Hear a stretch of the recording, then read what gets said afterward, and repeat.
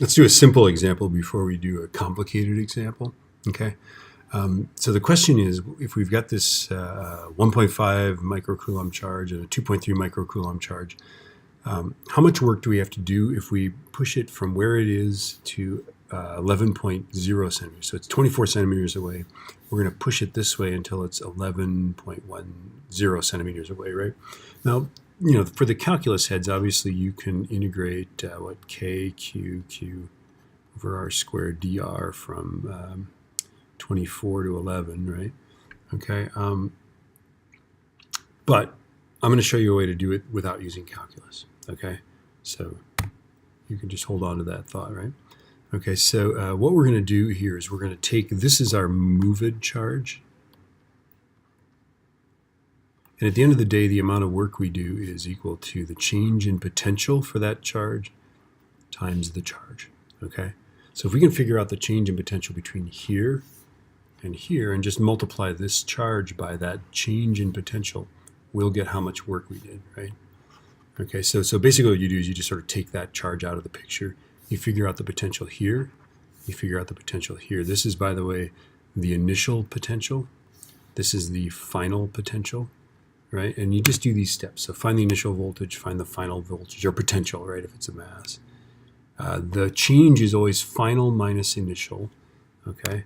And then work is always the change in potential times the charge, right? So let's do those 4 steps, right? So the potential, our initial potential, is equal to 8.99 E9. Now we're talking about the potential due to this guy, okay?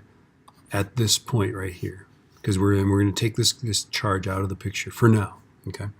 So 8.99 E9 times this charge, because we're finding the potential at this point due to this charge.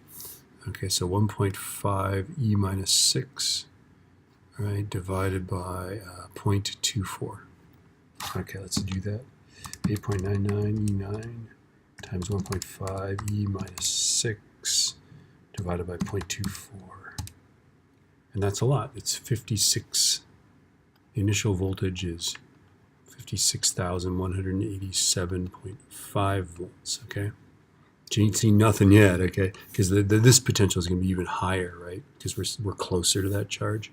So the final, let's find the final potential, is going to be 8.99 E9 times 1.5 E minus 6 over 0.11, right? Because that's we're now closer, right?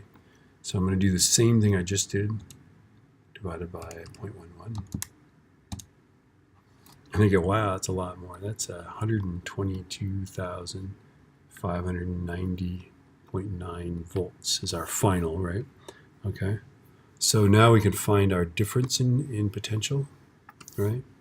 The change in potential is final minus initial. So 122,590.9 is minus 56,187.5. The change in potential is that it goes up by 66,403, right? So it's an increase. It's a positive change in potential, right? And now we're almost out of space, right? It's like, whoa, do we have enough space? I think we do. Okay, so our work is equal to that change in potential, this guy here, right? Positive 66,403.4 times now this charge comes back into the picture, right? This is the charge we moved, is a 2.3 microcoulomb charge. So it's like, it does matter, right? We don't look at it when we're figuring out the potential due to this charge. We just look at it at the end here. 2.3 times 10 to the minus 6 coulombs. Because remember, this is what, volts? This is joules per coulomb, right? So I'm going to multiply that by 2.3 E minus 6. And I get a whopping 0.153 joules. I think we only have, we only have 2 sig figs, yeah, because of the 1.5, right? So it's 0.15 joules. It's a positive amount of work, okay? When you do these, be very, very careful that the change is always final minus initial. it's really easy to mess up the sign on this. So just be scrupulous about this. So final minus initial always, right?